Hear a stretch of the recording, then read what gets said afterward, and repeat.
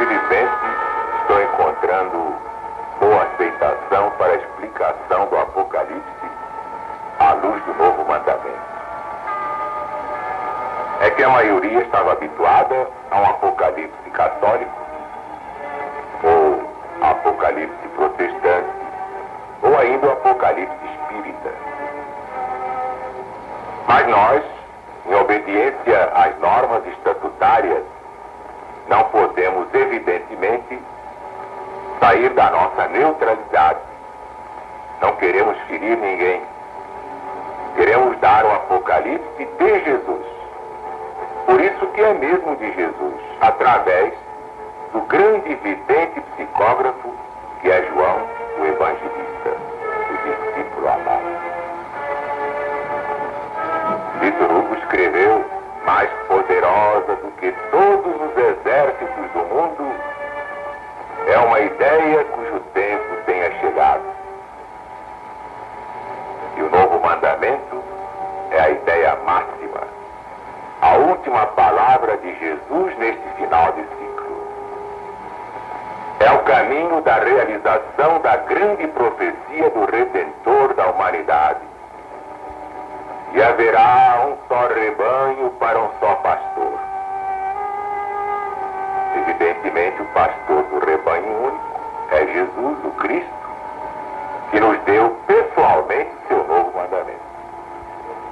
E sem este novo mandamento, não há religião, não há filosofia, não há ciência, não há política, nem Bíblia, nem Evangelho, nem Apocalipse. Principalmente agora porque Jesus está voltando. E é por isso que estamos levando a todo o Brasil o Apocalipse em espírito e verdade à luz do novo mandamento. Este Apocalipse, que é o último livro da Bíblia Sagrada, o livro das profecias finais. Vimos ontem o versículo 19, escreve as coisas que tens visto e as que são e as que depois destas hão de acontecer. Entramos hoje no versículo 20, o mistério das 7 estrelas que viste na minha destra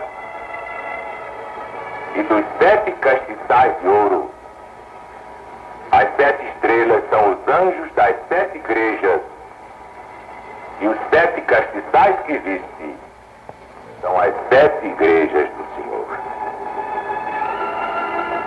Ora, representar Jesus, o Filho do homem, isto é, Deus feito homem, com sua mão, apenas os ministros de 7 igrejas literais da Ásia Menor, andando apenas no meio dessas 7 igrejas, iria reduzir, sinceramente, as sublimes representações e declarações deste capítulo, como também dos seguintes, a maior das insignificâncias.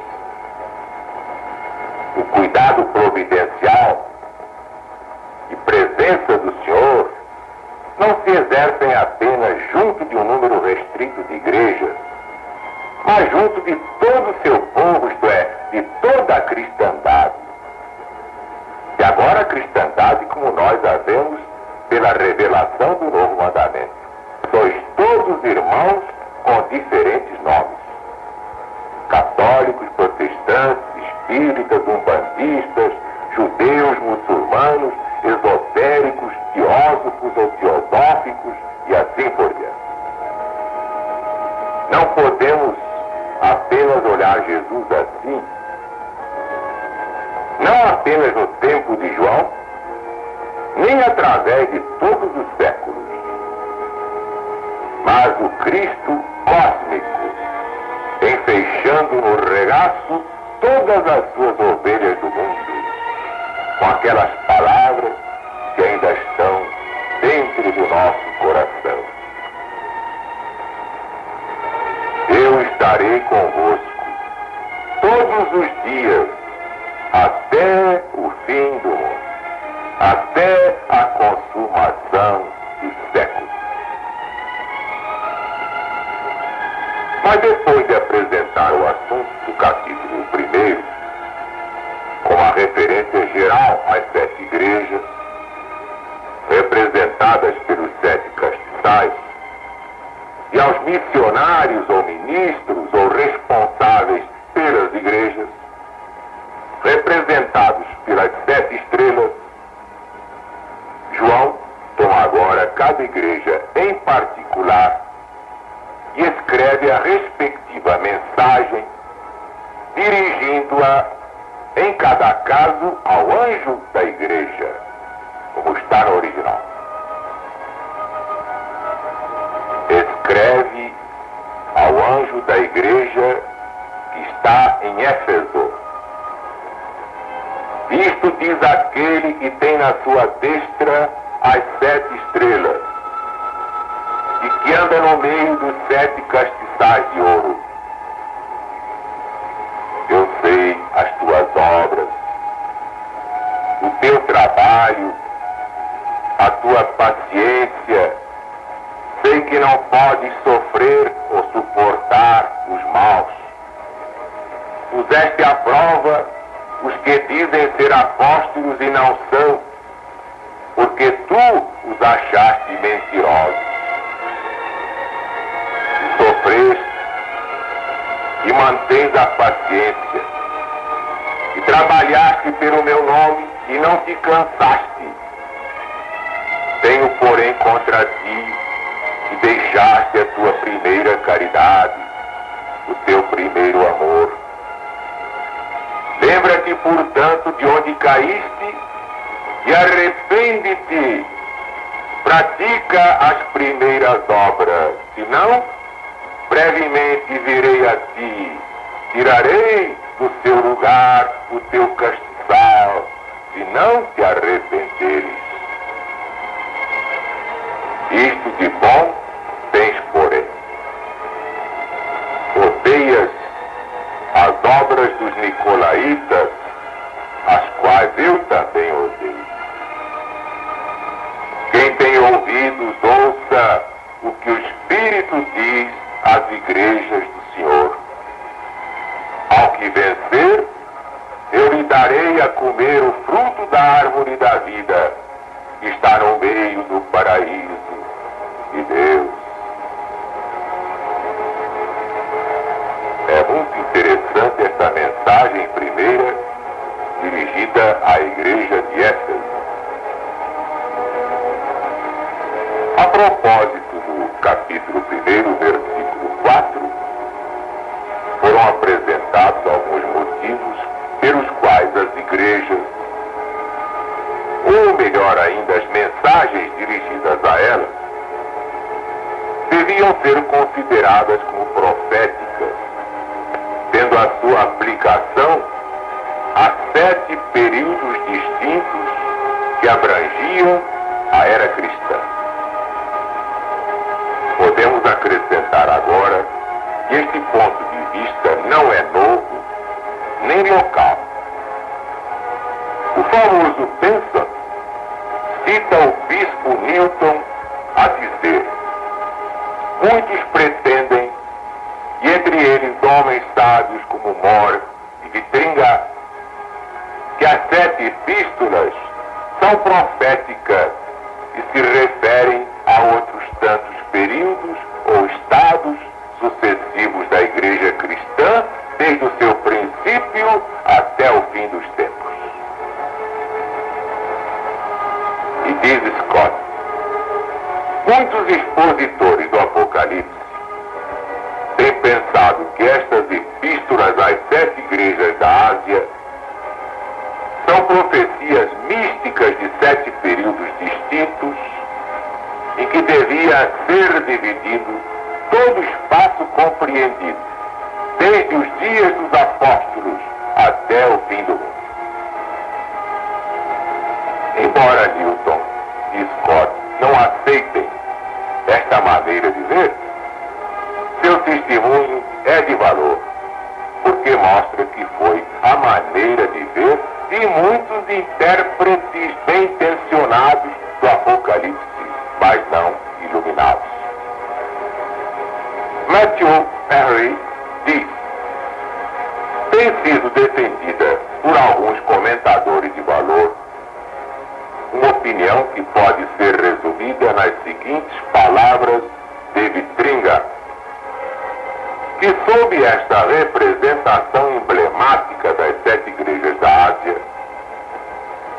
Espírito Santo delineou 7 estados diferentes da igreja cristã que apareceriam em sucessão, estendendo-se até a volta de Cristo Jesus. Isto é, até a consumação de todas as coisas. Isto é apresentado em descrições tomadas dos nomes, estados e condições dessas igrejas, de maneira que pudessem contemplar-se a si próprias e ver tanto as suas boas qualidades como os seus defeitos. Finalmente, e que conselhos e exortações lhes eram apropriados. Ora, Vitringa apresentou um resumo dos argumentos que podem ser aduzidos em favor desta interpretação. Até que alguns deles são engenhosos, mas não são hoje considerados suficientes para apoiar semelhante teoria. Gill é um dos principais comentadores ingleses que adotam um modo de ver de que são profecias das igrejas do Cristo nos diversos períodos de tempo até que ele apareça de novo. Isto é, até o dia da sua volta.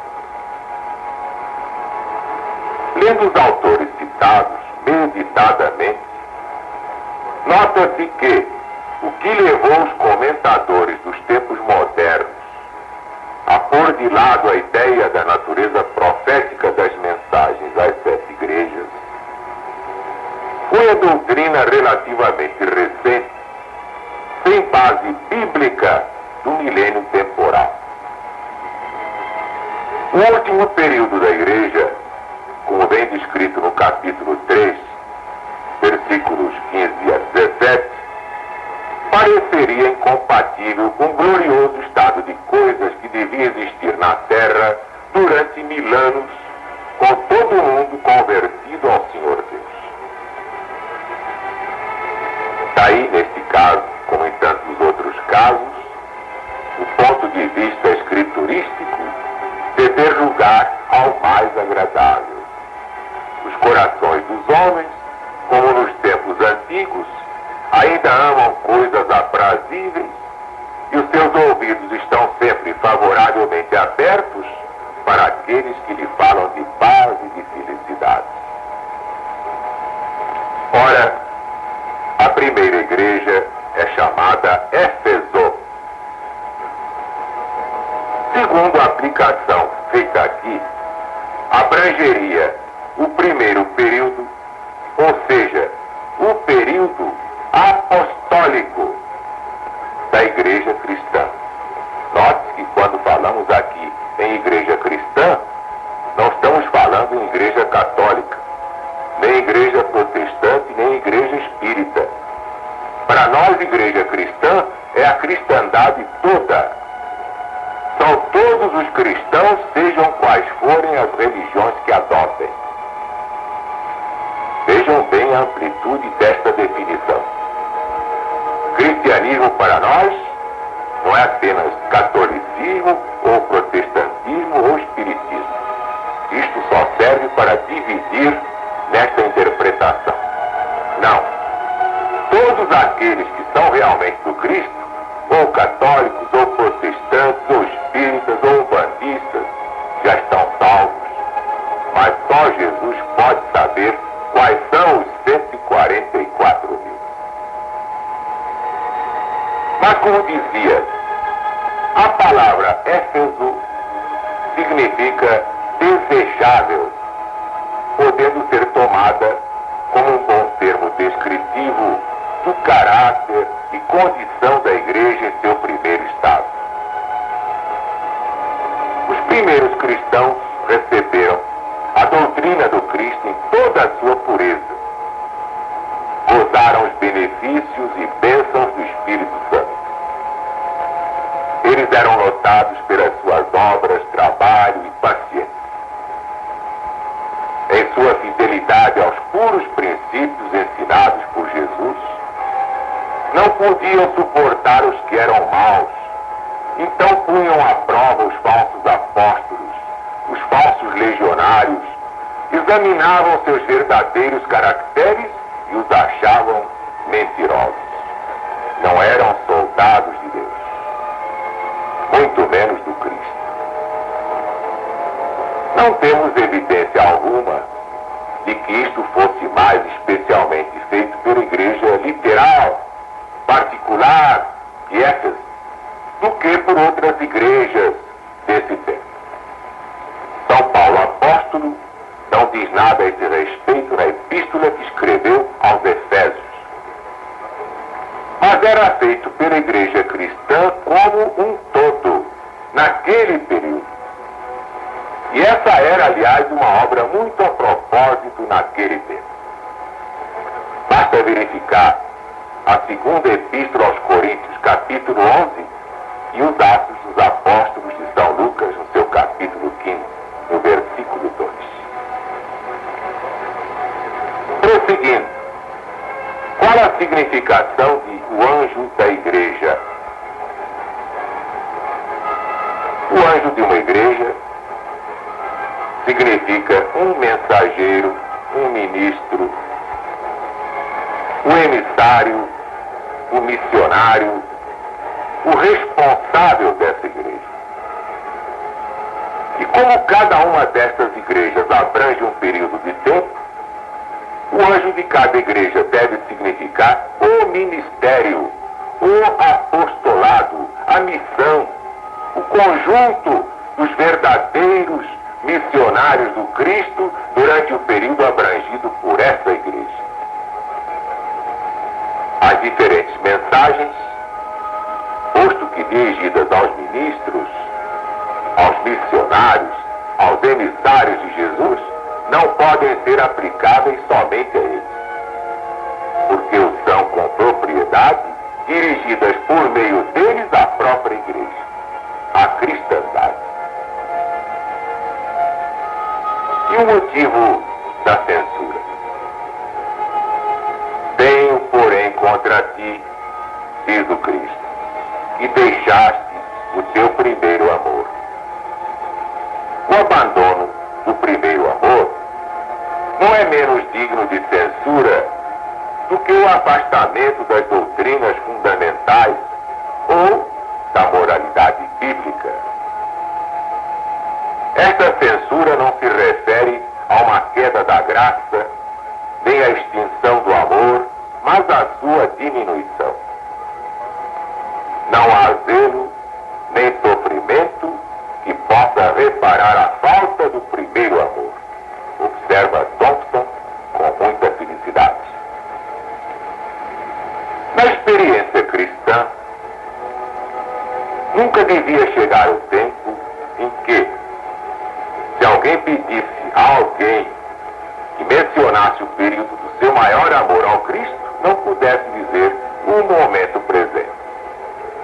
Mas se tal tempo chegasse, então devia lembrar-se de onde caiu, meditar, tomar tempo e juízo,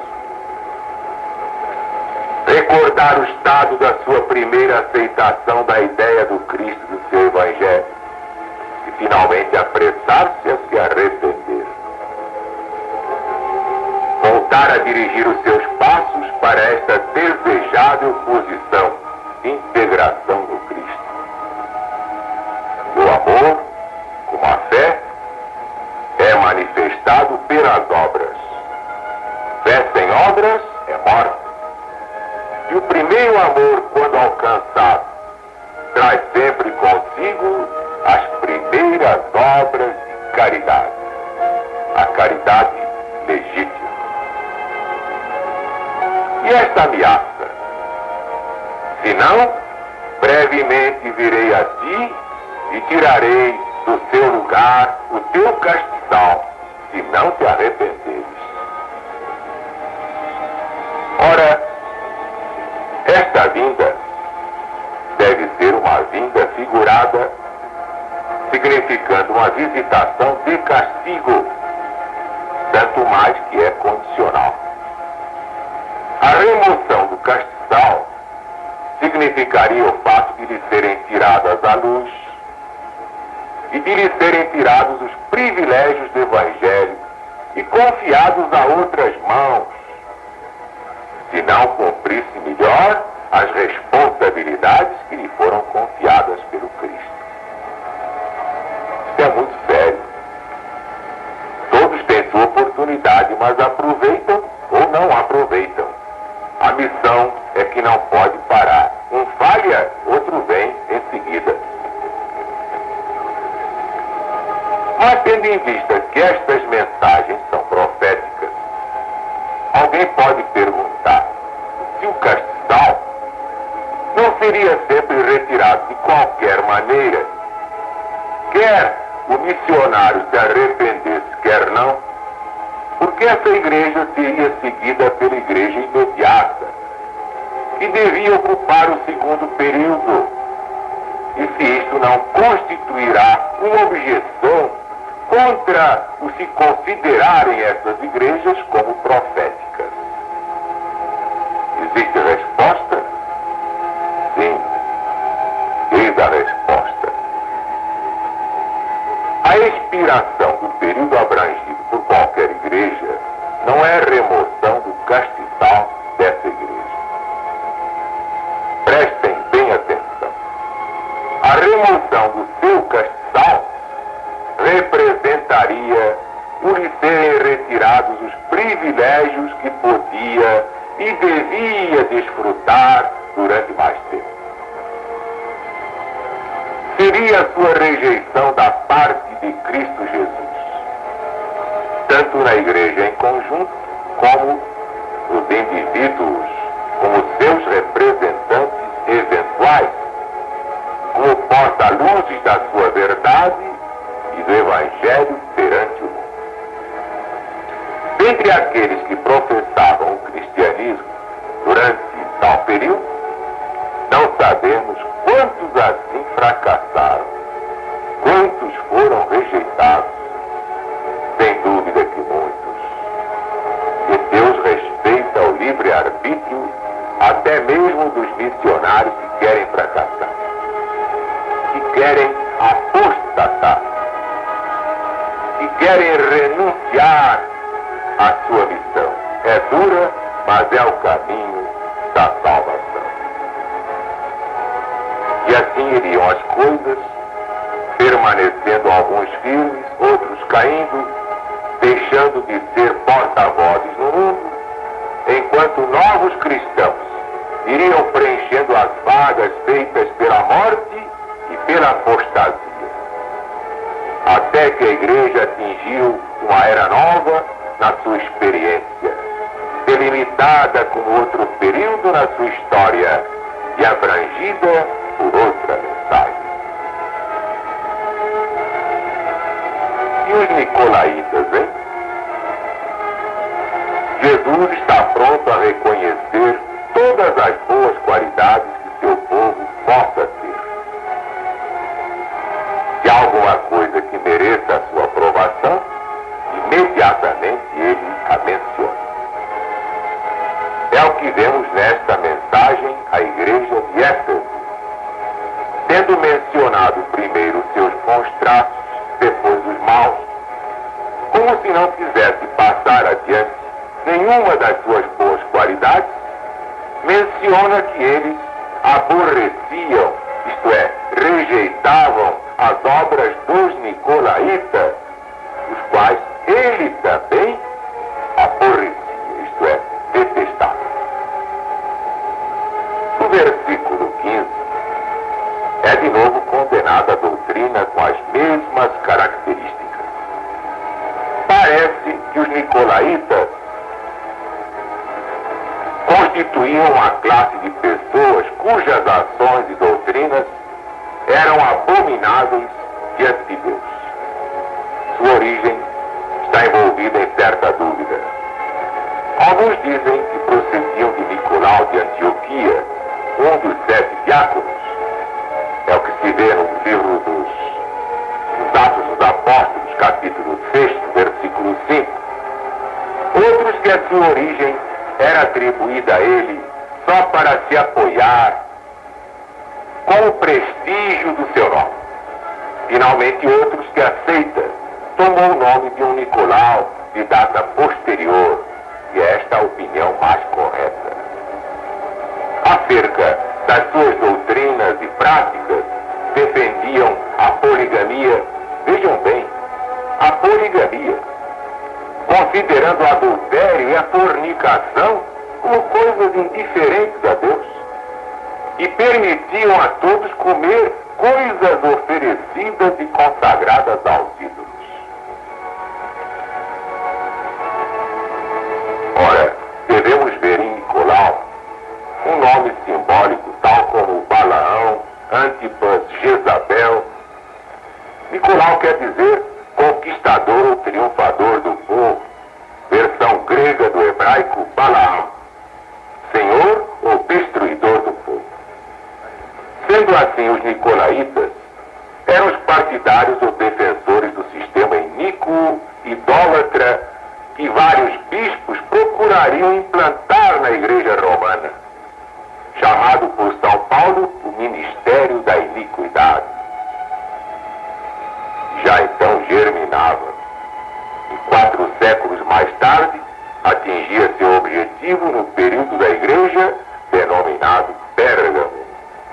E é o que nós vamos ver.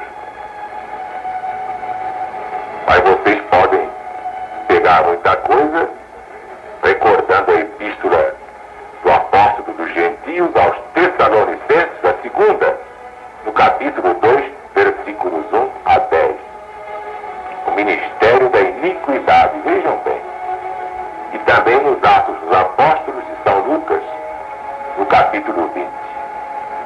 Lá está a semente nicolaíta. Claro que é o símbolo da fermentação do mal. E fica então bem claro que Nicolau é assim como Balaão, como Antipas, como Jezabel. E muita coisa vamos ver neste sentido simbólico dentro do grande Apocalipse.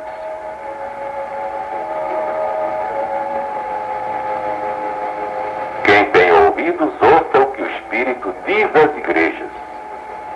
Esta é a maneira solene de Jesus chamar a atenção de todos para o que tem importância real e urgente. Na sua vida terrestre, Jesus usava a mesma forma de linguagem ao chamar a atenção do povo para os mais importantes dos seus ensinamentos. Por exemplo, quando se preocupou com a missão de João, o Batista, ele falou assim: quem tem ouvidos de ouvir, que ouça. Isso é muito importante. Para quem quiser verificar, está no Evangelho segundo São Mateus, capítulo 11, versículo 15. E, finalmente, a promessa ao vencedor. Mas aqui, chegamos ao fim deste capítulo. A promessa ao vencedor, nós falaremos dela amanhã, neste programa que chegou na hora. Jesus está voltando. Glória a Deus nas alturas e paz na terra aos homens e mulheres da boa